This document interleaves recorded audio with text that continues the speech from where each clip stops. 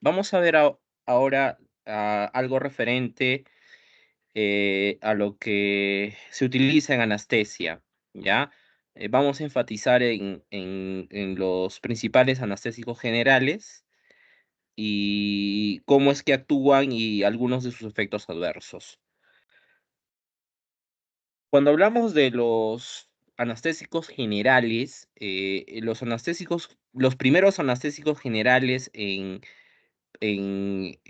los primeros que se usaron en la historia han sido el cloroformo y el éter, ¿ya?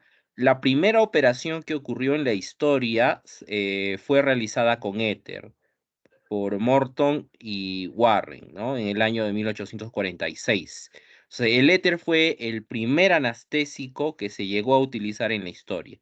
Después del éter se llegó a utilizar el cloroformo, ya, por James Simpson, y posteriormente se usó el óxido nitroso.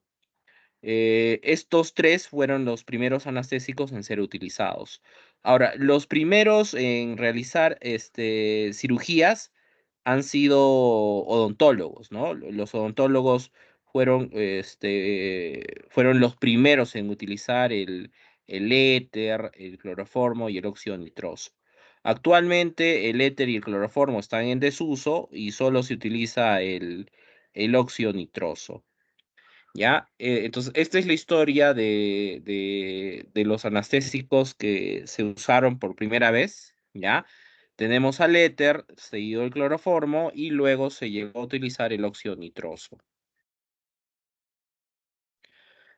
Ahora, cuando hablamos de los anestésicos generales, ¿ya? Los anestésicos generales son agentes farmacológicos que lo que van a hacer es deprimir el sistema nervioso central. ¿Ya? Tiene un efecto depresor sobre el sistema nervioso central, lo suficiente para permitir la realización de la cirugía y otros procedimientos nocivos o desagradables. Ahora, esta depresión que producen estos anestésicos generales debe de ser siempre irreversible, ¿ya? No puede ser reversible. Entonces, esta definición de anestésico general está en el libro de farmacología del Goodman y Gilman, ¿ya? Ahí pueden encontrar esta definición de lo que viene a ser un anestésico general. O sea, básicamente estos anestésicos generales se utilizan al momento de realizar una cirugía, ¿no? O algún procedimiento nocivo o que sea desagradable, ¿no? En el sentido de que pueda generar un dolor intenso, un dolor fuerte, y en esas situaciones es donde vamos a utilizar estos anestésicos generales, ¿ya? La anestesia general, cuando hablamos del concepto de lo que viene a ser anestesia general, es un estado transitorio, reversible de depresión del sistema nervioso central, ¿ya? Caracterizado por la pérdida de sensibilidad, de la conciencia, de la actividad refleja y de la motilidad. O sea, cuando se cumplen estas cuatro características, hablamos de una anestesia general. Ya tiene que haber pérdida de sensibilidad. La pérdida de sensibilidad se refiere a que debe haber inhibición de la sensación dolorosa y eso se logra utilizando analgésicos, ¿ya? Utilizando analgésicos.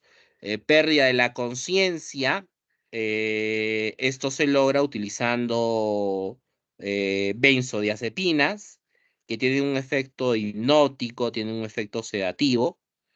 Pérdida de la actividad refleja, ¿no? Esto se logra, por ejemplo, utilizando atropina, que básicamente esta atropina lo que va a hacer es inhibir las secreciones glandulares, ¿no?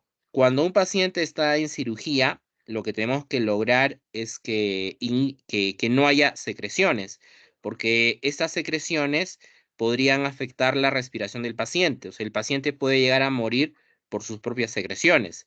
Entonces, una forma de inhibirlas es utilizando la atropina. La atropina es un antimuscarínico que lo que va a hacer es producir inhibición de las secreciones, ¿no? Secreción de saliva, por ejemplo, ¿ya? Entonces a eso se refiere la pérdida de la actividad refleja. Ahora, pérdida de la motilidad. La pérdida de la motilidad se refiere a que debe producirse una relajación del músculo esquelético, ¿ya? El músculo esquelético tiene que estar relajado, de tal forma que el cirujano pueda realizar su labor sin ningún problema, sin ningún inconveniente. Ahora, esto se logra utilizando fármacos que produzcan relajación del músculo esquelético. Estos fármacos que relajan la musculatura esquelética son los relajantes musculares periféricos, ¿ya? Los relajantes musculares periféricos. Ahora, los anestésicos generales pueden producir estas cuatro características, pero, ahí hay un pero, eso implicaría utilizar una dosis bien alta del anestésico general, ¿ya? Se tendría que utilizar una dosis bien alta del anestésico general. Los anestésicos generales son fármacos de margen terapéutico bien reducido. Y los fármacos de margen terapéutico reducido, con esos fármacos hay que tener bastante cuidado. No podemos utilizar dosis altas porque van a producir muchos efectos nocivos. ¿Ya? Entonces, para poder alcanzar estas cuatro características, yo tendría que utilizar una dosis alta del anestésico general. Y eso es bien peligroso. Entonces, lo que se hace en este caso es utilizar ciertos coadyuvantes de anestesia que van a ayudar a producir estas cuatro características, ¿no? Como es el caso de los analgésicos, que lo que hacen es producir una pérdida de la sensibilidad, o sea, producen inhibición de los impulsos dolorosos. La pérdida de la conciencia se logra utilizando benzodiazepinas, como el caso del midazolam, por ejemplo. La pérdida de la actividad refleja, eso se puede hacer utilizando dimidrinato. El dimidrinato también es otro fármaco que se podría utilizar, pero en este caso el dimidrinato lo que va a hacer es inhibir las náuseas y vómitos, ¿no? Y la atropina en este caso inhibe la secreción de saliva, ¿ya? La motilidad, eso se logra utilizando relajantes musculares periféricos. Entonces, esos fármacos que no son anestésicos generales se pueden utilizar en anestesia, ¿ya? Los utilizo con la finalidad de reducir la dosis del anestésico general, ¿ya? Porque si no utilizo esos coadyuvantes, voy a tener que utilizar una dosis alta del anestésico general y va a producir muchos efectos nocivos. E incluso podría llegar a producir la muerte del paciente, ¿ya? Ahora, esta depresión del sistema nervioso central debe de ser siempre reversible, ¿no? No puede ser irreversible. O sea, terminado el acto quirúrgico, el paciente debe volver a su estado normal, ¿ya? Es por eso que se dice que es un estado transitorio que debe ser siempre reversible, no puede ser irreversible, porque ahí sí puede haber bastantes complicaciones, ¿ya? Entonces, los componentes de la anestesia, de la anestesia general, los vamos a clasificar en cuatro grandes grupos, ¿ya? El bloqueo sensitivo, que es simplemente la pérdida de la sensibilidad dolorosa, ¿no? Pérdida de la abolición del dolor, eso se logra utilizando analgésicos, ¿no? Esto vendría a ser la analgesia, ¿ya? Eso se hace utilizando analgésicos. El bloqueo mental, esto se logra utilizando benzodiazepinas, que básicamente lo que van a hacer es producir pérdida de la conciencia, ¿ya? Utilizando estas benzodiazepinas. El bloqueo motor se logra utilizando relajantes musculares periféricos, que no es más otra cosa que la pérdida del tono muscular, ¿no? Es decir, que el músculo esquelético debe de relajarse, ¿no? Debe de estar relajado, ¿ya? Eso lo hago utilizando relajantes musculares periféricos, como el caso del atracurio, el becuronio, la succinilcolina, el rocuronio, ¿ya? Esos cuatro relajantes musculares periféricos. Ahora, el bloqueo de los reflejos. El bloqueo de los reflejos, eso se da, eso se puede lograr debido a la administración de la atropina, que inhibe las secreciones, inhibe los espacios laringeos, y también se podría utilizar dimidrinato para lo que es evitar las náuseas y los vómitos, ¿ya? Entonces, estos son los 4 grandes componentes de la anestesia general, ¿ya? El bloqueo sensitivo, que no es más que la analgesia, esto se logra utilizando analgésicos. El bloqueo mental, que es la pérdida de la conciencia, ¿no? Aquí el paciente tiene que estar sedado, y esto se logra utilizando algunas benzodiazepinas, ¿ya?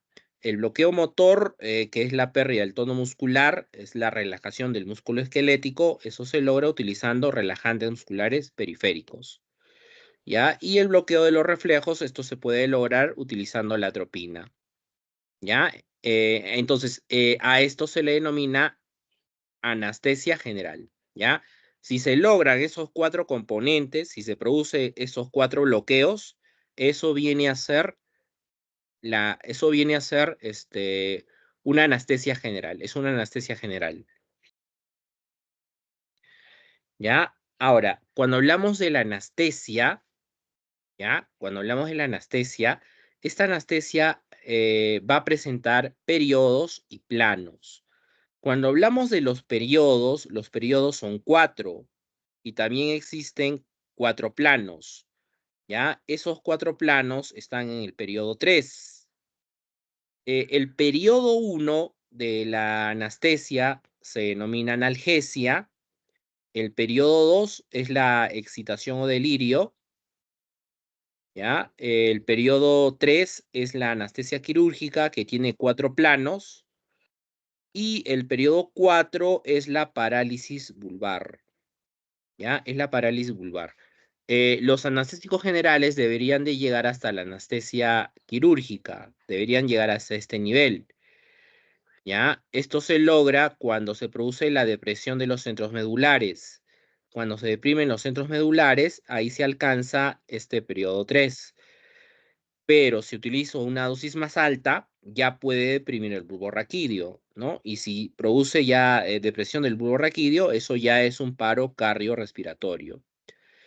Este periodo 1, que es la analgesia, ¿no? Se caracteriza por una respiración torácica y abdominal normal, ¿no? Aquí la respiración debe ser normal, aquí el diámetro de la pupila debe estar normal, los movimientos oculares son voluntarios, ¿ya? Y va a haber los reflejos palpebrales, corneales, conjuntivales, ¿no? Es, ahí van a estar, podríamos decir, normales, ¿no? Estos reflejos, ¿ya? El tono muscular debe estar normal, ¿no? Debe ser normal el tono muscular. La frecuencia cardíaca ligeramente aumentada, la presión arterial también ligeramente aumentada, ¿ya? Y aquí en el paciente debe de haber pérdida de la sensación dolorosa, ¿no? Y eso se logra utilizando los analgésicos. Eh, Ya, ese es el primer periodo de la analgesia. En este caso, se producirá depresión de centros corticales, centros subcorticales. La excitación o delirio ya es el periodo 2 de la anestesia, ¿no? Es cuando ya hay una dosis un poquito mayor del anestésico y eso permite alcanzar este periodo 2, que corresponde a la excitación o delirio. ¿Ya? Aquí ya se utilizan las benzodiazepinas, por ejemplo, ¿no? Aquí en este periodo 2, la respiración va a ser irregular, ¿ya? Tanto la torácica como la abdominal, estos dos tipos de respiraciones son irregulares, no son normales. En este periodo, el diámetro de la pupila está agrandado, ¿no? Es un efecto midriático, ¿ya? Esa es una característica de ese periodo 2, la midriasis. Los movimientos oculares están bien acentuados, ¿ya? Bien acentuados. Los reflejos todavía están normales. Y aquí ya el tono muscular va a estar aumentado, ¿no? Hay un aumento del tono muscular, ¿ya? Este es el periodo 2. Ahora, si aumentamos un poco más la dosis del anestésico general, ya nos va a deprimir centros. La excitación o delirio eso corresponde a la depresión de los centros cerebrales. Y una dosis un poco mayor puede alcanzar ya a deprimir los centros medulares. ¿Ya? Los centros medulares. Y es ahí donde los anestésicos generales deberían de actuar, ¿no? Es hasta ahí donde deberían de llegar. ¿Ya? Eso corresponde al periodo 3, que viene a ser la anestesia quirúrgica. Esa anestesia quirúrgica tiene 4 planos, ¿ya? En el plano 1, la respiración en este caso es una respiración rápida, tanto la torácica como la abdominal. Ahí la respiración es muy rápida y regular, ¿no? Aquí una respiración rápida y regular. En el caso del periodo 2 era una respiración lenta e irregular, ¿ya? Pero aquí en el plano 1 es una respiración rápida y regular. La pupila está pequeña, ¿no? El diámetro de la pupila se hace pequeño y eso viene a ser una miosis. ¿Ya? Aquí se aprecia la miosis. Los movimientos oculares aquí van a estar bien incrementados, ¿no? Bien acentuados. Y esto tú lo puedes ir monitorizando cuando le colocas a nivel ocular una linterna, ¿no? Una pequeña linterna. Y ahí vas a apreciar que hay un gran incremento de estos movimientos oculares. En cuanto a los reflejos, acá ya se empiezan a perder algunos reflejos, como el reflejo palpebral y el reflejo conjuntival. ¿Ya? Ahí ya empieza a perderse esos reflejos. Ya empieza también una relajación ligera, el músculo esquelético empieza ya a relajarse, ¿ya? Y esa sería la característica del plano 1. Del plano 2, la respiración debe de ser normal. ¿Ya? Es una respiración normal, es una respiración regular y normal. El diámetro de la pupila vuelve a su estado normal y los movimientos oculares ya no se dan. Es un movimiento fijo. Tú le colocas la linterna si lo desplazas a la derecha, a la izquierda, ya no te va a seguir, ¿no? Los ojos están fijos. ¿Ya? Y aquí ya hay una mayor pérdida de los reflejos, ¿no? El reflejo palpebral, el reflejo conjuntival, el faringio, el laringio, el cutáneo, ya empiezan a perderse. Y la relajación muscular empieza ya a acentuarse acá, ¿ya? Una relajación muscular moderada. El plano 3 ya es una respiración irregular, una respiración irregular y lenta, ¿ya? La pupila sigue normal, los ojos están fijos, todos los reflejos están perdidos y hay una acentuación de la relajación muscular, ¿ya? Aquí hay una acentuación de la relajación muscular. Y el plano 4 ya es muy peligroso para el paciente, ¿ya? En ese plano 4 ya es muy peligroso para el paciente. Una respiración muy irregular, demasiado irregular. La pupila está midriática, los ojos fijos, todos los reflejos perdidos y la relajación muscular está acentuada, ¿ya? Eso ya es un síntoma de alerta para el caso del enfermero o del médico que está atendiendo, ¿no? En el quirófano. Y en este caso ya hay que ver la posibilidad de ventilación, ¿no? Utilizar tal vez un ventilador, ¿ya? Eso es peligroso. Y eso está en función de la dosis, ¿no? Por eso es importante realizar el monitoreo de la dosis del anestésico general, porque si utilizo demasiado anestésico puede llegar hasta un plano 4 y incluso puede llegar hasta el periodo 4. El periodo 4 sí ya es, ahí ya no hay respiración, la pupila está completamente midriática, todos los reflejos perdidos, y hay una flacidez extrema. O sea, tú le palpas el músculo y eso está blando como gelatina. Y esto ya es un paro cardiorrespiratorio, ¿no? El paciente puede llegar a morir por un paro cardiorrespiratorio. Eso debido a la depresión de los centros medulares, ¿no? Perdón, de los centros vulvares. Como el bulbo raquídeo está paralizado, no va a haber no hay una adecuada respiración y el corazón empieza a latir más rápido de lo normal, rápido, rápido, rápido, a tal punto que le va a producir un paro, ¿no? Pero como el origen ha sido respiratorio, eso vendría a ser un paro cardiorrespiratorio, ¿ya? Entonces, estos periodos y planos van a estar en función a la dosis del anestésico general que se va a ir administrando, ¿ya? Entonces, es muy importante hacer un monitoreo del paciente, ¿ya? Vigilar su frecuencia cardíaca, vigilar su pulso, hacer electrocardiograma, ¿no? Para ver cómo está su función cardíaca, ¿ya? Realizar esos monitoreos y suministrar oxígeno al paciente, ¿no? E incluso si podría llegar ya hasta un plano 4, ahí ya tendría que eh, ver la posibilidad de la ventilación mecánica, ¿no? Para el paciente. ¿Ya? Entonces, la analgesia es el primer periodo, esto es la depresión de los centros corticales, subcorticales, la excitación o delirio, que es la depresión de los centros cerebrales, y el periodo 3 corresponde a la depresión de los centros medulares, ¿ya? Es la anestesia quirúrgica.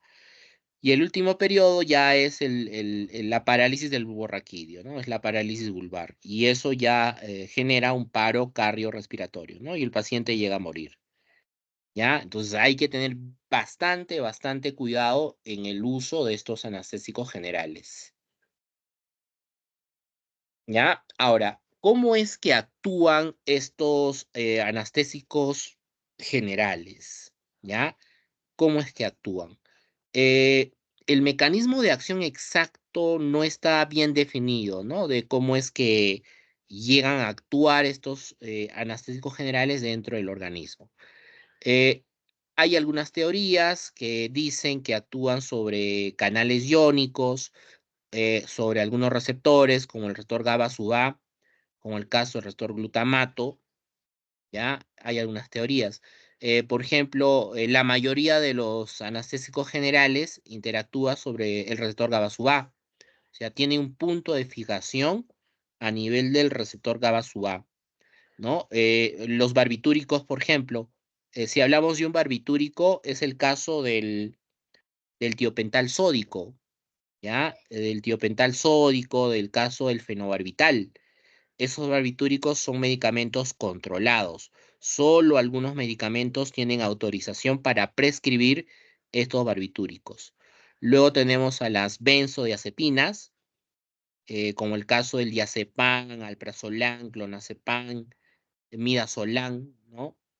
Y luego ya los anestésicos generales, ¿no? El propofol, etomidato, el alotano, el isoflorano, el sevoflorano, ¿no? La alfaxalona, que son anestésicos generales, y el caso del alcohol, ¿no? El alcohol también tiene un punto de eficacia a nivel de este receptor GABA-SUA, ¿ya?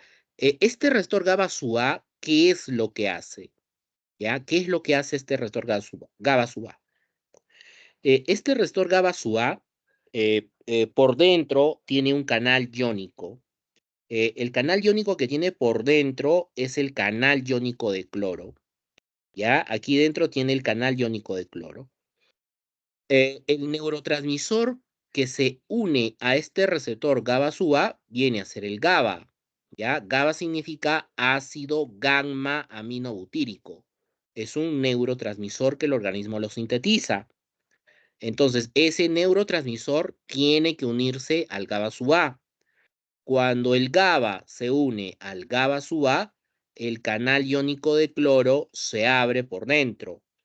Eso implica el ingreso de cloro al interior de la célula. ¿Ya? Acá como lo están viendo acá, ¿no? Fluye cloro al interior de la célula. Esto generaría un estado de hiperpolarización celular, porque el cloro tiene carga negativa.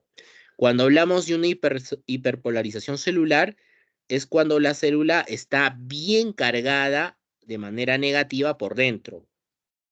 ¿Ya? Eso es una hiperpolarización celular. Demasiada carga negativa hacia adentro y por lo tanto hacia afuera va a estar cargado positivamente, ¿no? Y eso ocurre cuando este receptor GABA-SUA está activo. Si ese receptor GABA-SUA está activo, el cloro ingresas al interior de la célula. Y como el cloro tiene carga negativa, la membrana celular se carga más negativamente de lo normal. Eso produciría una hiperpolarización, ¿ya? Una hiperpolarización. Y esa hiperpolarización que se produce se piensa que está relacionada con la depresión que ocurre a nivel del sistema nervioso central, ¿ya?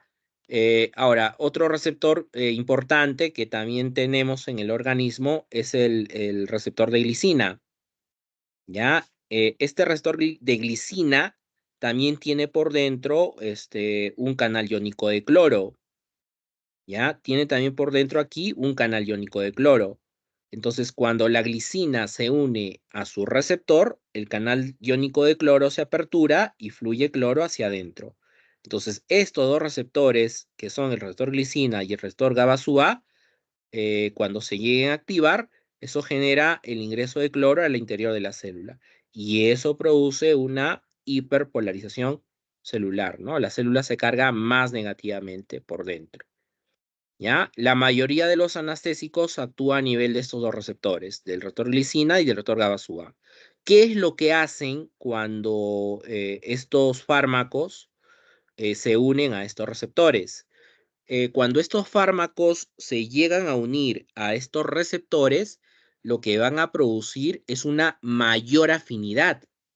Cuando hablamos de la afinidad, es la unión del neurotransmisor con su receptor. ¿Ya? La unión del neurotransmisor con su receptor. O sea, va a estar más tiempo unido. Si está más tiempo unido, voy a tener más cloro hacia adentro. Va a generar una mayor hiperpolarización. ¿Ya? Entonces, a eso se refiere que tienen un punto de fijación a nivel de este receptor GABA-SUA. ¿Ya? Y a nivel de este receptor glicina. Cuando se unen a estos receptores, lo que hacen es mejorar la afinidad de ese neurotransmisor con su receptor y eso significa que vamos a tener ingreso de cloro al interior de la célula.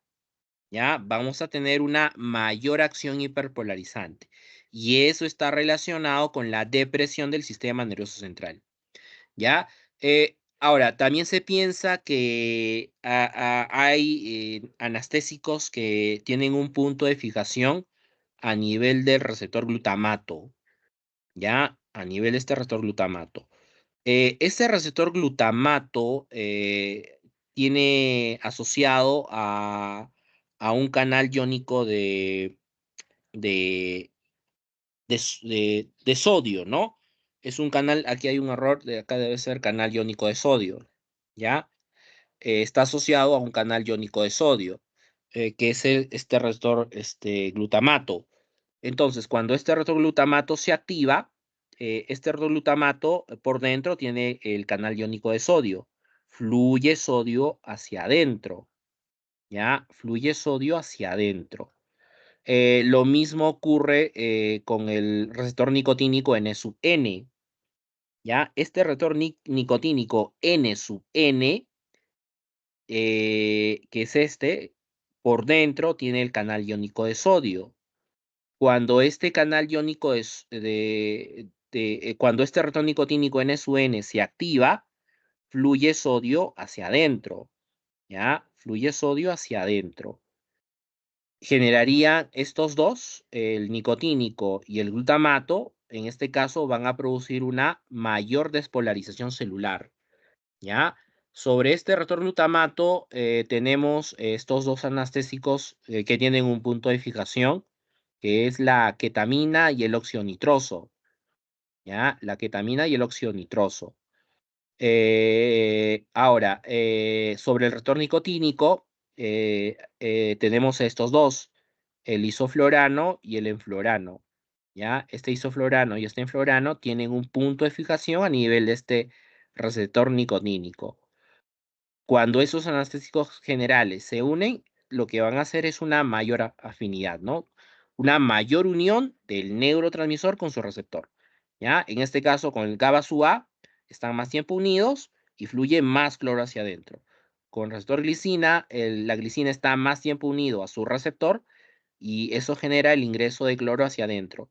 Estos tendrían una mayor acción hiperpolarizante. Por eso se dice que estos son receptores inhibitorios, ¿ya? Tienen una acción inhibitoria. Eso debido a su efecto depresor que van a producir a nivel del sistema nervioso central. En cambio, estos de aquí, este es el receptor de serotonina. La serotonina es un neurotransmisor. Cuando esta serotonina se une a su receptor, fluye sodio hacia adentro, ¿ya? Lo mismo acá con el receptor nicotínico. Cuando el fármaco se una a este receptor nicotínico, eso hace que fluya sodio hacia adentro. Lo mismo con el glutamato, fluye sodio hacia adentro, ¿ya? Entonces, pueden interactuar sobre receptores como el receptor GABA-SUA, como el receptor lisina, o podrían también actuar a nivel de algunos canales iónicos, como el caso del canal iónico de sodio, como el caso del canal iónico de calcio, ¿no? Sodio-calcio. ¿Ya? Entonces, al final, lo que van a hacer es una alteración del potencial de acción, ¿ya? Esto perturba la transmisión sináptica, produce perturbaciones a nivel de la transmisión sináptica, que es un elemento esencial en la acción del anestésico general, ¿ya? Entonces, aquí lo que hacen es alterar la carga iónica, ¿no? Alteran la carga iónica del sodio, alteran la carga iónica del cloro, ¿no? Generando alteraciones a nivel del potencial de acción, ¿ya? Entonces se piensa que de esa manera actúan estos anestésicos generales, ¿ya? Tienen un punto de fijación a nivel de receptor GABA-SUA, otros tienen punto de fijación a nivel de receptor glutamato, otros a nivel del receptor nicotínico N-N, y principalmente esos tres, ¿no? Y lo que van a hacer al final es alterar dicha carga iónica, ¿ya? En el caso del GABA-SUA y en el caso del receptor glicina, generarían una mayor acción hiperpolarizante. En el caso del receptor de serotonina, el receptor nicotínico N-N y el receptor glutamato, esto produciría una mayor acción despolarizante, ¿ya? Porque el sodio tiene carga positiva, ¿no? Como el sodio tiene carga positiva, el sodio entra al interior y al interior se carga positivamente. Si al interior se va a cargar positivamente, hacia afuera se cargaría negativamente. Entonces está ocurriendo la despolarización celular, ¿ya? Se produciría una despolarización celular en este caso. Ahora, ¿cómo clasificamos a los anestésicos generales? ¿Ya? Existe una clasificación para dichos anestésicos generales. Los anestésicos generales los podemos clasificar en dos grupos grandes, ¿ya? Los anestésicos endovenosos, que se aplican de manera por vía parenteral, ¿no? Son endovenosos. Y en este grupo hay dos, ¿no? Está el grupo de los barbitúricos y está otro tipo de anestésicos. ¿Ya? Dentro de los barbitúricos, el que se utiliza como anestésico general es el tiopental sódico, es este, ¿ya? Estos dos de aquí no se utilizan mucho. El más utilizado es el tiopental sódico, es el que vamos a conseguir en nuestros hospitales, ¿ya? Ese tiopental, de manera general, todos los barbitúricos son medicamentos controlados, ¿ya? Y tienen que ser manejados con una receta especial. No cualquier médico tiene este recetario especial, ¿ya? solo los autorizados por la DIGEMIT van a poder prescribir estos barbitúricos. ¿Ya? El tiopental es un endovenoso, es uno de los más utilizados. Luego tenemos otros anestésicos endovenosos, como el caso del etomidato, ¿ya? De la ketamina, en este caso la ketamina produce una anestesia disociativa, es un anestésico disociativo. Se le ha puesto ese nombre de anestésico disociativo por una razón. Cuando se aplica ketamina a una persona, ¿ya? Esa ketamina produce una sensación, a ver, para que me lo puedan entender, una disociación, como su propio nombre lo dice, ¿no? Una disociación de tu cuerpo con así, tú ves de la nada que estás flotando en el aire y estás viendo tu cuerpo, ¿no? Eso se llama disociación. Y la ketamina produce esa sensación. Cuando tú administras la ketamina a una persona, vas a tener esa sensación, ¿ya? Eso es una disociación. Es por eso que a la ketamina se le conoce como anestésico disociativo. Y luego tenemos al propofol. El propofol es un anestésico endovenoso bien utilizado. ¿Ya? El tiopental sódico se utiliza a nivel hospitalario, el propofol también se utiliza bastante a nivel hospitalario, la ketamina también, pero no tanto como el tiopental y el propofol. El propofol es más utilizado incluso, ¿ya? Este propofol es más utilizado que el tiopental y la ketamina. Después del propofol vendría el tiopental y al final algunos prescriben la ketamina. Ahora, dentro de los anestésicos inhalatorios tenemos tres grupos, ¿ya? Los anestésicos gaseosos, como el caso del óxido nitroso, ¿ya? Los líquidos volátiles, como el caso del alotano, el enflorano, el isoflorano, el sevoflorano, ¿ya? Y los que están en desusos, que están en este grupo, son el éter cloroformo y el metoxiflurano. ¿Ya? No olvidarse que los primeros anestésicos que se utilizaron fueron el éter, el cloroformo y el óxido nitroso. Esos fueron los primeros en utilizarse, de los cuales el éter y el cloroformo ya no se utilizan. ¿Ya? Está prohibida la venta de éter y cloroformo.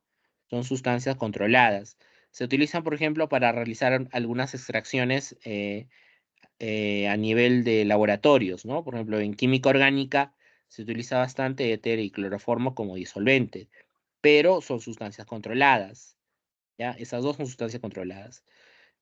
Ahora, ¿por qué son controlados? Porque son peligrosos. Como tienen un efecto anestésico general, si tú lo dejas ahí expuesto, una pequeña torunda empapada con éter, empapada con cloroformo, la persona la va a inhalar.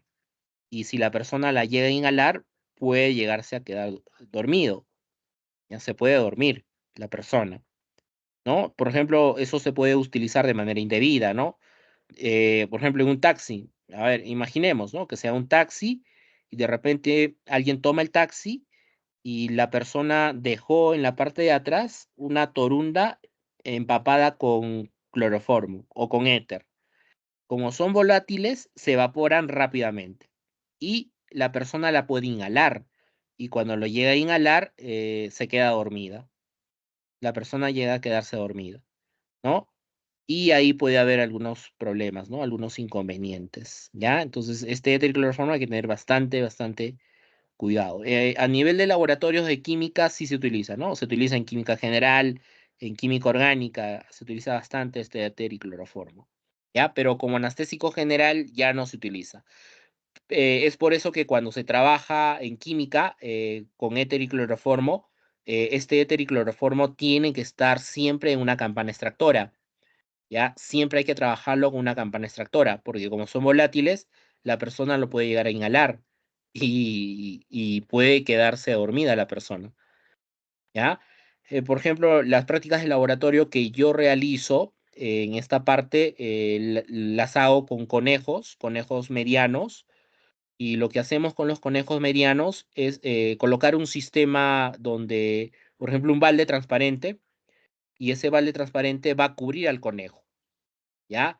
Y dentro al lado del conejo se deja una torunda empapada con éter o empapada con cloroformo, Y como está cerrado con ese balde transparente, este éter cloroformo es volátil, el conejo lo inhala y se queda dormido el conejo. Entonces ahí lo que hay que hacer es hacer el monitoreo de su frecuencia cardíaca, de su frecuencia respiratoria. ¿Ya? Se mide la frecuencia respiratoria, se mide la frecuencia cardíaca, ¿no? ¿Cómo está? ¿Ya?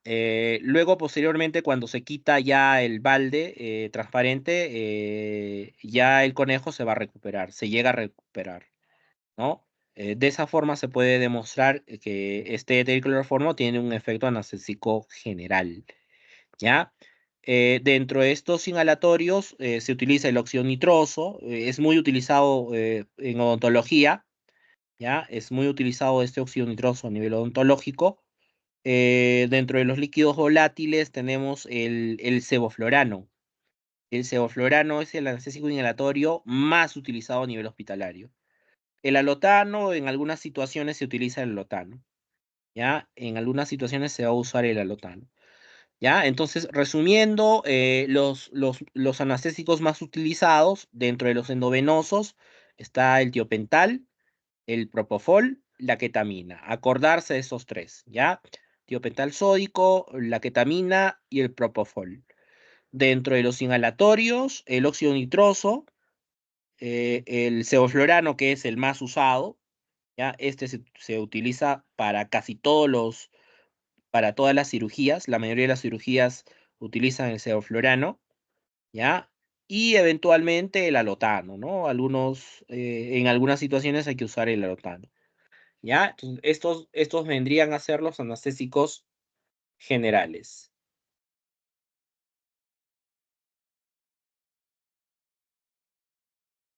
¿Ya? Ahora, en la práctica clínica se prefiere provocar la anestesia con compuestos endovenosos y reservar los inhalatorios para el mantenimiento de la anestesia. ¿Ya? Esos endovenosos se utilizan justamente en la etapa para provocar la anestesia. ¿Ya? Ahí se utilizan los endovenosos, o sea, primero hay que utilizar los endovenosos y para que se mantenga el efecto anestésico, que vendría a ser la etapa de la anestesia, ahí puede utilizar los anestésicos inhalatorios. ¿Ya? Los inhalatorios, o sea, los inhalatorios se utilizan solo para la etapa de mantenimiento de la anestesia. Ahora, como efectos adversos, los anestésicos tienen efectos adversos. Esos anestésicos generales pueden presentar efectos adversos, ¿ya? Eh, por ejemplo, efectos cardiovasculares. Dentro de los efectos cardiovasculares, en general todos los anestésicos son depresores de la contractilidad cardíaca.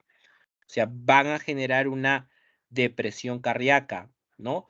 Eso se produce debido justamente a la alteración del potencial de acción a nivel del corazón.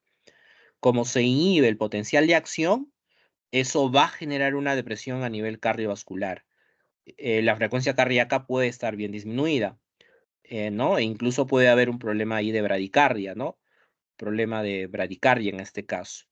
¿Ya? Ese sería un efecto adverso de tipo cardiovascular.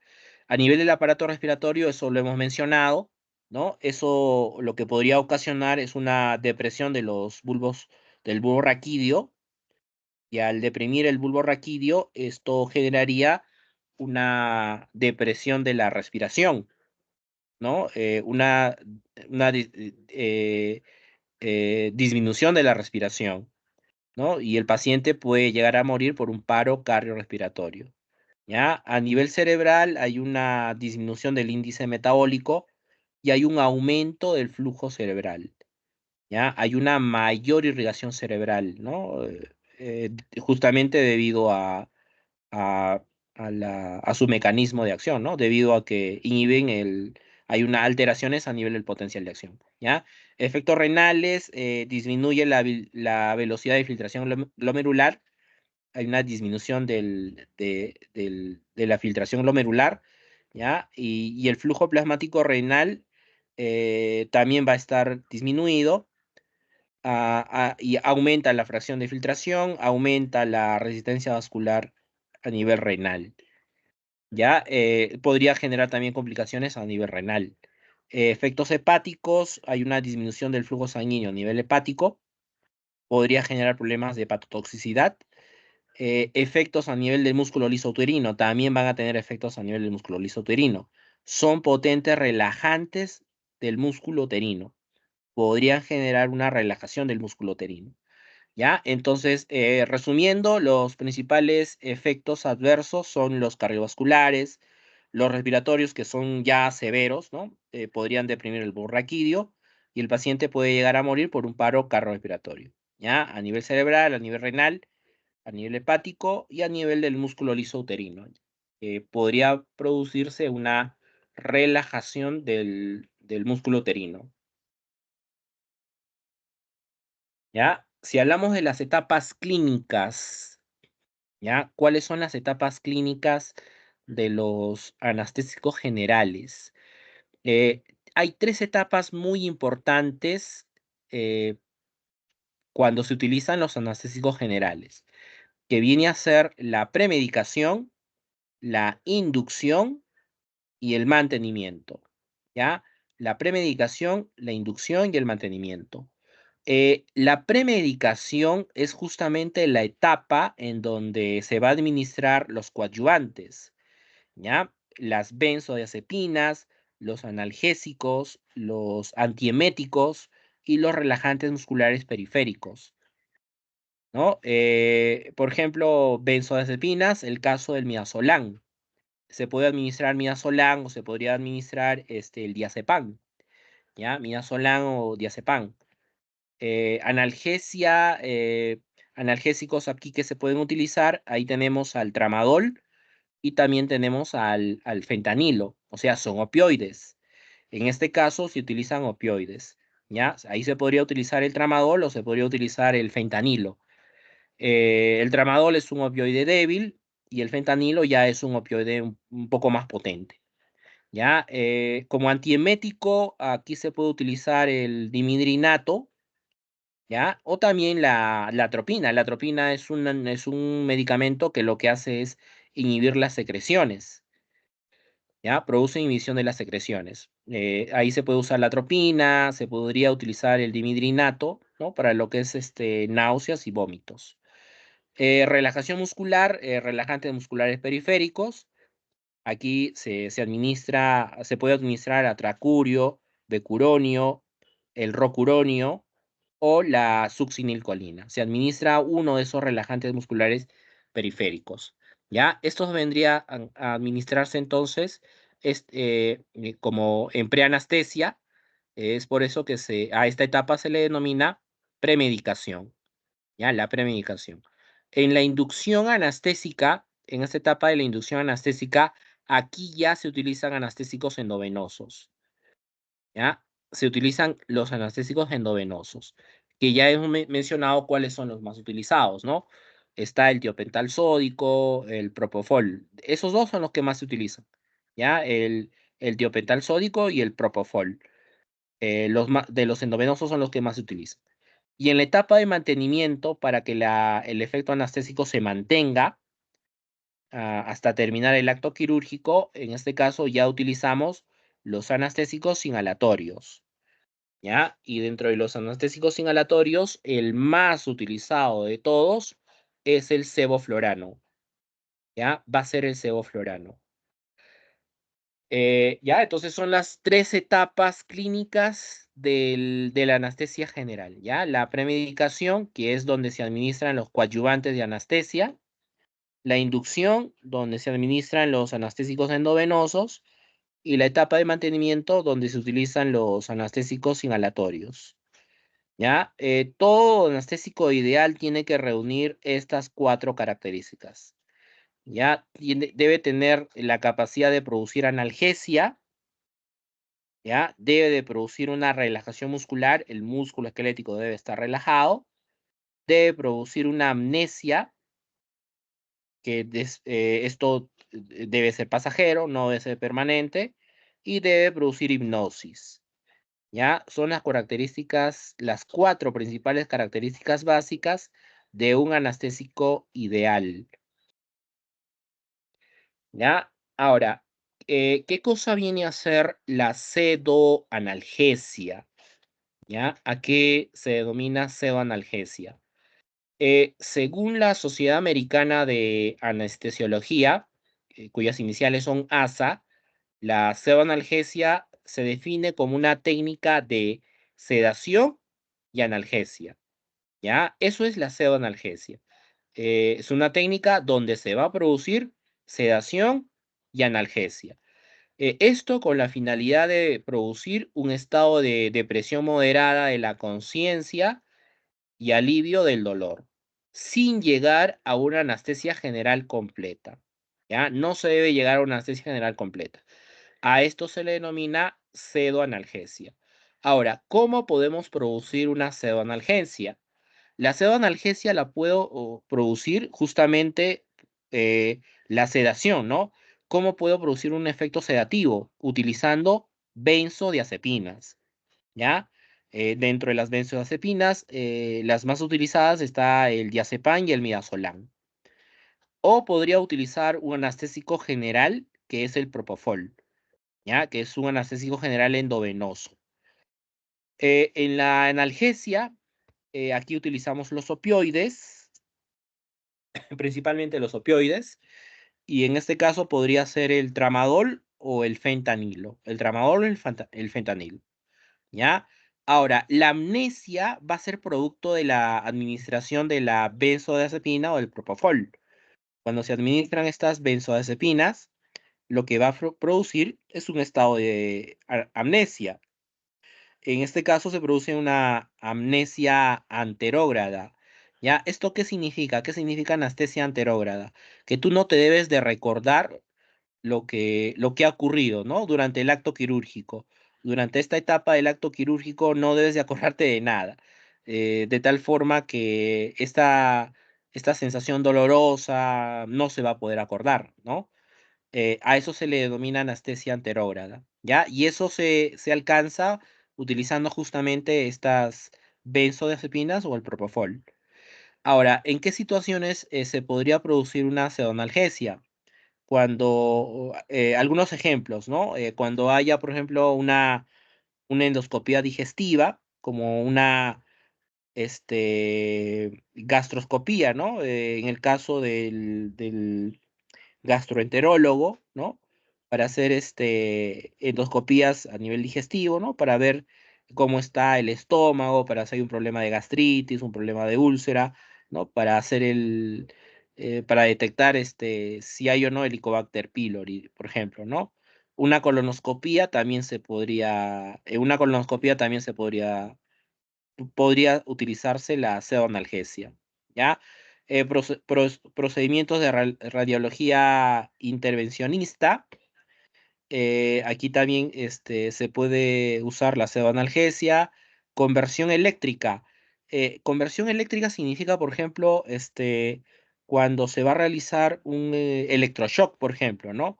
Cuando vamos a hacer un electroshock, en esta situación, para no producir daño producto del electroshock que voy a realizar en el paciente, puedo hacer una pseudoanalgesia, ¿no? Eso con la finalidad de no causarle daño al paciente, ¿ya? A eso se refiere conversión eléctrica, ¿ya? Reducción de fracturas, ¿no? Cuando hay, por ejemplo, una fractura a nivel de las extremidades superiores, inferiores, e incluso a nivel de la cabeza, ¿no? Para unir los restos, por ejemplo, de los fragmentos de huesos, ¿no? A eso se refiere una reducción de fractura. Ya ciertos procedimientos en odontología y algunas pequeñas cirugías menores. Ya esta pseudoanalgesia, por ejemplo, se puede utilizar en pediatría. Ya es una técnica que se podría utilizar mucho en niños, la pseudoanalgesia. Ahora, los niveles de pseudoanalgesia, esto se ha clasificado en 4, ¿ya? Hay 4 niveles, que es una sedación mínima, que viene a ser, se denomina ansiolisis, pseudoanalgesia moderada, que es una sedación consistente, la pseudoanalgesia profunda y finalmente la anestesia general. ¿Ya? Son los 4 niveles de pseudoanalgesia. En el caso de la sedación, debe haber una respuesta normal a la estimulación verbal. En una pseudoanalgesia moderada, la respuesta siempre debe ser voluntaria al estímulo táctil o a la pregunta verbal. ¿Ya? En una pseudoanalgesia profunda, hay una respuesta frente al estímulo repetitivo o doloroso. Y en la anestesia general no hay respuesta al estímulo. ¿Ya? Eso ya es una anestesia general. En el caso de la sedación mínima, no se afecta la vía aérea. En la moderada, no requiere de intervención. En la profunda, no requiere tampoco de intervención. Y en la anestesia general, frecuentemente requiere de intervención de a nivel de la vía aérea, ¿no? Ventilación espontánea en la sedación mínima no se afecta. En la pseudoanalgesia moderada va a ser adecuada. En la profunda puede ser inadecuada y en la general es frecuentemente inadecuada, ¿ya? La función cardiovascular en la mínima no se afecta, en la moderada generalmente se va a mantener, en la profunda en general se mantiene y en la anestesia general puede verse alterada la función cardiovascular, ¿ya? Entonces, estos son los 4 niveles de pseudoanalgesia que existen. Ahora, con respecto a los fármacos, ¿cuáles son los fármacos que puedo utilizar? Ya puedo utilizar sedantes, puedo utilizar analgésicos y puedo utilizar sedantes y analgésicos. Dentro de los sedantes que se pueden utilizar está un fármaco que viene a ser el hidrato cloral, ya benzodiazepinas, como el caso del midazolam y el lorazepam. ¿Ya? El propofol, que es un anestésico general que tiene un efecto sedativo, ¿ya? Este propofol se utiliza por vía parenteral, por vía endovenosa. Dentro de los analgésicos tenemos AINES con actividad analgésica, ¿ya? AINES con actividad analgésica, como el caso, por ejemplo, del ketorolaco, como el caso del ketoprofeno. Y PZT significa, por si acaso, paracetamol, pero tendría que ser un paracetamol parenteral. ¿Ya? El paracetamol tiene una presentación por vía parenteral. Lidocaína, anestésico local, ¿ya? Y dentro de los opioides se podría utilizar la morfina o el fentanilo, morfina o fentanilo, ¿ya? Que son ya opioides fuertes, opioides potentes. Sedantes y analgésicos, tenemos un anestésico general que reúne estas dos características, que produce sedación y produce un efecto analgésico. Es el caso de la ketamina, ¿ya? Que es un anestésico general endovenoso. Entonces son los fármacos que se podría utilizar para producir una pseudoanalgesia. Con respecto a las combinaciones más utilizadas, ¿ya? Se puede combinar el midazolam con la ketamina, ¿ya? Esto, por ejemplo, para colocar un catéter venoso central, para hacer un drenaje pleural, para hacer biopsias hepáticas, renales, musculares, ¿no? Ahí se puede utilizar esta combinación. Midazolam morfina o midazolam fentanilo para hacer punciones lumbares. La combinación de propofol y lidocaína, ¿ya? Para hacer, por ejemplo, una fibrobroncoscopía, endoscopía digestiva alta, un ecocardiograma transesofágico, ¿ya? Y el hidrato dicloral se puede usar en caso de un TAC cerebral, una tomografía axial computarizada, perdón, y una ecografía transtorácica. ¿Ya? En esas situaciones se puede utilizar estas combinaciones de estos fármacos. ¿Ya? Con respecto a los medicamentos, aquí hay algunas características. El midazolam es una benzodiazepina, ¿ya? Este fármaco actúa a nivel del receptor GABA sub A, mejorando la afinidad del GABA con el GABA sub A y lo que va a tener es una mayor acción hiperpolarizante. Su metabolismo principalmente es el hepático, ¿ya? Tiene un tiempo de latencia de 1 a 2 minutos y por vía endovenosa tiene una duración de la acción de entre 30 a 60 minutos, ¿no? Puede durar su efecto hasta este tiempo, ¿no? Entre 30 a 60 minutos, ¿ya? Aquí tienen las dosis del midazolam y los efectos adversos que podría presentarse cuando se administra una dosis alta del midazolam. Puede haber hipotensión, puede haber hipoxemia, puede haber depresión del sistema nervioso central, puede haber cefalea, náuseas, emesis, ¿no? Se podría presentar ese tipo de problemas, ¿ya?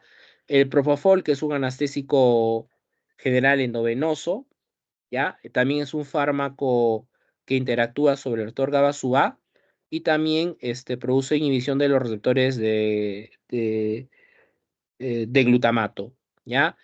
Tiene un metabolismo hepático, un tiempo de latencia menor de 1 minuto y tiene una duración de acción de 8 a 10 minutos. ¿Ya? Como efecto adverso puede producir dolor, puede producir depresión respiratoria, apnea, disminución de gasto cardíaco y puede producir hipotensión. La ketamina, que es un anestésico general endovenoso, este es un anestésico disociativo, ¿ya? Eh, es, que se administra por vía parenteral, tiene un metabolismo hepático, un tiempo de latencia menor a los 5 minutos y una duración de la acción entre 15 a 30 minutos, ¿ya? Como efecto adverso puede producir sueños vividos, no placenteros, alucinaciones, agitación psicomotora, apnea transitoria, eh, náuseas y emesis, ¿ya? Como efecto adverso. El etomidato es un derivado del imidazol, es un agonista del receptor de GABA-A, actúa a nivel de este receptor GABA-A. Este de aquí es un anestésico general, ¿ya? Tiene un metabolismo hepático, un tiempo de latencia de 45 segundos, dura poco tiempo, ¿no? Solo 45 segundos, y una duración de la acción entre 5 a 10 minutos, ¿ya? Como efecto adverso, dolor, depresión respiratoria, puede haber contracciones mioclónicas, náuseas, emesis y supresión adrenal, ¿ya? O sea, una disminución de la liberación de adrenalina, ¿ya? El fentanilo, que es un opioide, ¿ya? Es un fármaco que interactúa sobre los receptores opiáceos, sobre el receptor mu, kappa, delta, ¿ya? Tiene un importante metabolismo hepático, un tiempo de latencia de 1 a 2 minutos y una duración de la acción entre 30 a 40 minutos. ¿Ya? Puede generar depresión respiratoria, náuseas, emesis, hipotensión, bradicardia, y espasmos glóticos, ¿ya? Entonces, estos son los fármacos que se podrían utilizar para producir pseudoanalgesia, ¿ya? Esto de aquí es lo mismo. Ahora, dentro de las benzodiazepinas, estas benzodiazepinas son medicamentos psicotrópicos que van a actuar a nivel del sistema nervioso central, ¿ya? Deberían de llegar solo hasta los centros cerebrales, solo hasta esos centros debería llegar, pero si utiliza una dosis alta de la benzodiazepina, puede llegar a deprimir centros medulares, o sea, va a ejercer un efecto anestésico general, o incluso podría producir depresión del bulbo raquídeo. Entonces, la persona puede llegar a morir por un paro cardiorrespiratorio, ¿ya? Entonces, también con estas benzodiazepinas hay que tener bastante cuidado. Tiene un efecto depresor del sistema nervioso central, deprimen el sistema nervioso central de manera reversible, y sus principales usos son como sedantes e hipnóticos, tienen una acción ansiolítica, una acción anticonvulsivante, como amnésicos y una acción miorrelajante. ¿Ya? Son usados en medicina para la terapia de la ansiedad, del insomnio, estados efectivos y para algunos procedimientos invasivos. Dentro de los efectos adversos está producir sedación, somnolencia, incoordinación motora, amnesia anterógrada, ¿ya? Reacciones agresivas previas a su acción ansiolítica. ¿Ya? Esos son los efectos adversos. ¿Qué más de esto? Ya, estas son las principales benzodiazepinas. Tenemos benzodiazepinas de acción corta o ultracorta. Aquí en este grupo tenemos al midazolam, ¿ya? Este de aquí es uno de los más utilizados, el midazolam. Tiene un inicio de la acción muy rápido, ¿no? Menos de 6 horas. Tiene un metabolismo hepático.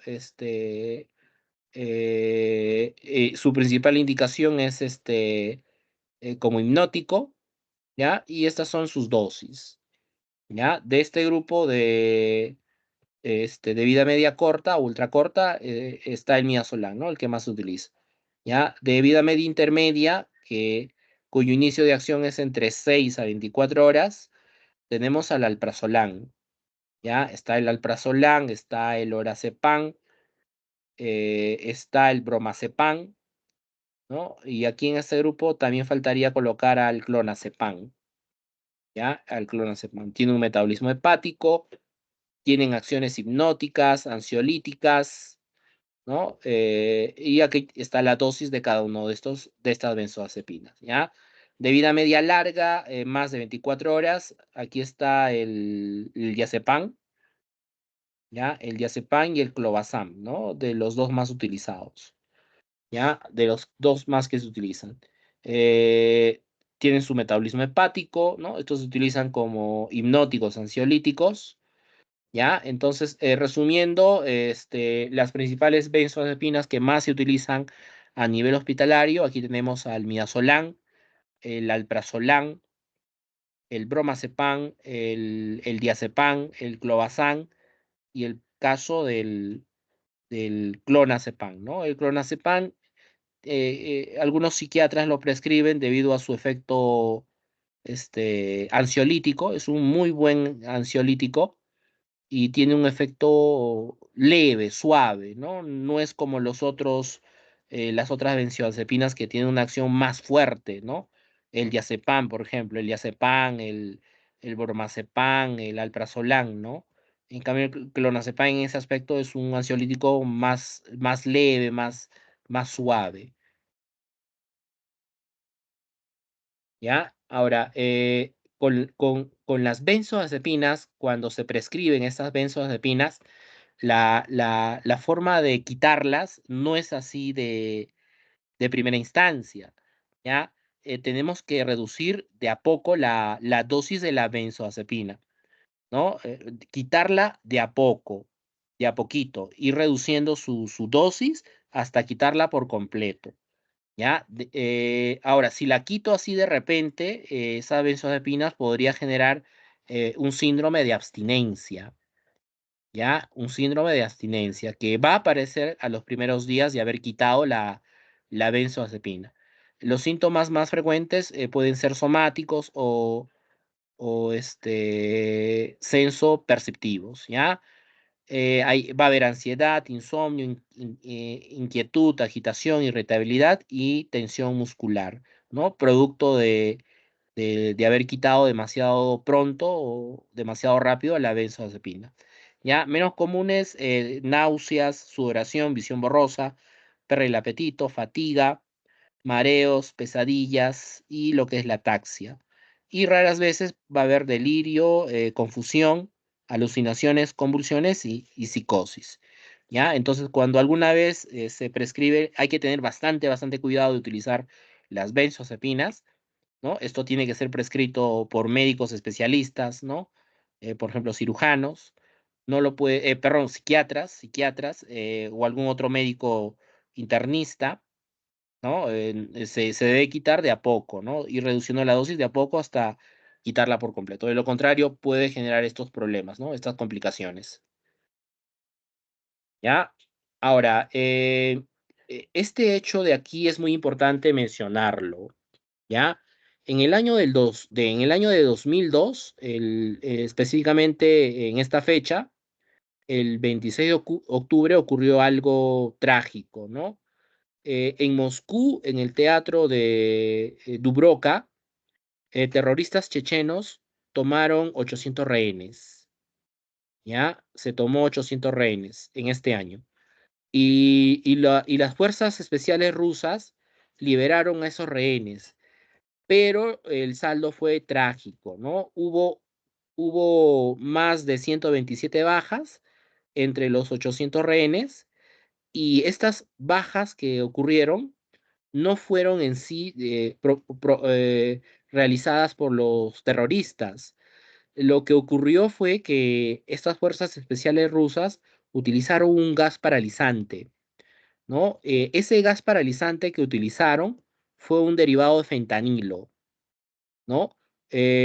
Lo utilizaron por los sistemas de ventilación, ¿no? Y lo que ocurrió fue que las personas se quedaban dormidas.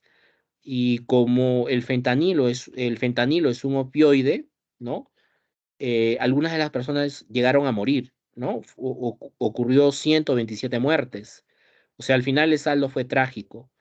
Y en este caso, como se trató de un derivado de fentanilo, la única forma para poder salvar la vida de estas personas fue administrando un fármaco, y ese fármaco fue la naloxona. Ahí se descubrió que la naloxona es un antídoto en el caso de intoxicación por opioides, ¿no? En caso de intoxicación por opioides, ¿no? La naloxona también es un opioide, ¿ya? Esta naloxona es un opioide, pero se utiliza en caso de intoxicación de otros opioides, como caso, por ejemplo, de fentanilo, ¿ya? Ahora, cuando hablamos de los tipos de anestesia obstétrica, ¿ya? Existen estos seis tipos, ¿no? Seis tipos de anestesia obstétrica que hay, ¿ya?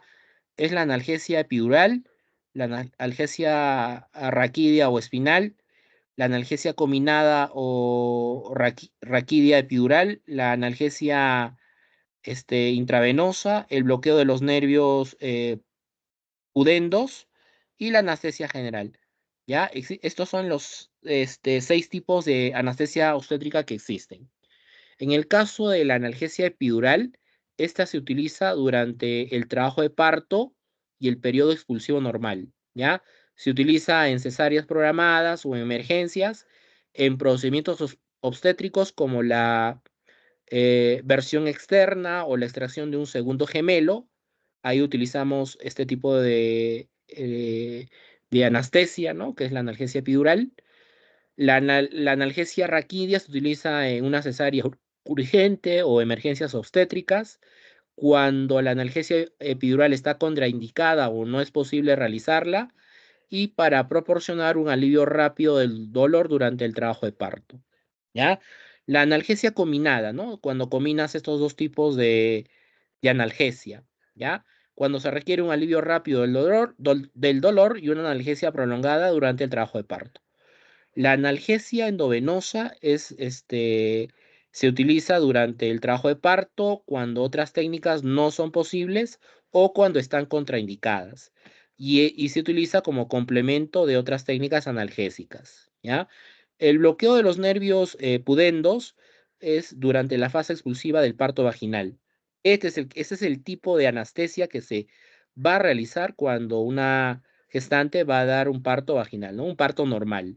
¿Ya? Ese es el tipo de anestesia que se debe usar, ¿ya? Para aliviar el dolor en el perineo, en procedimientos como episiotomía o reparación de desgarros. Ahí se utiliza este tipo de anestesia. Y la anestesia general ya es en una cesárea de emergencia, cuando no es posible otra técnica regional como las de acá arriba, en situaciones de riesgo para la vida de la madre o el bebé, o en casos de contraindicaciones absolutas para la anestesia regional. ¿Ya? Entonces son los seis tipos de anestesia obstétrica que existen. Aquí tienen el resumen de las situaciones indicadas para este tipo de anestesias obstétricas, ¿ya? Ahí está bien resumido cuándo vamos a utilizar este tipo de anestesias obstétricas, ¿ya? Ahora, con respecto a los fármacos, ¿ya? ¿Cuáles son los fármacos que hay que utilizar? En el caso de una analgesia epidural, ¿ya?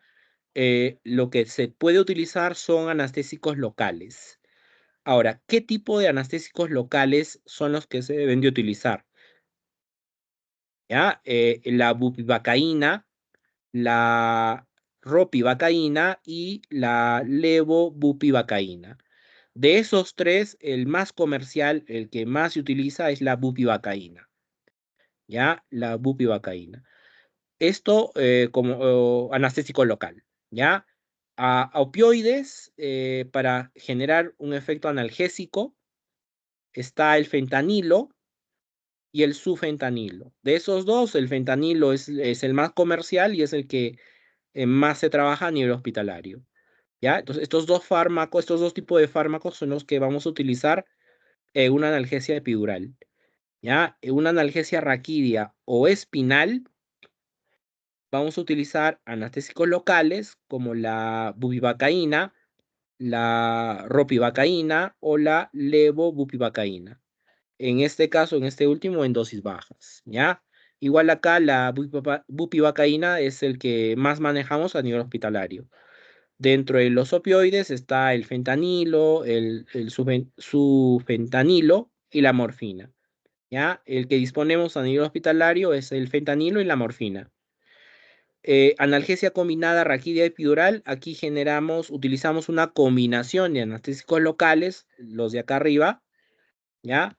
Junto con los opioides, ¿no? El caso del fentanilo, el caso de la morfina, el caso del sufentanilo.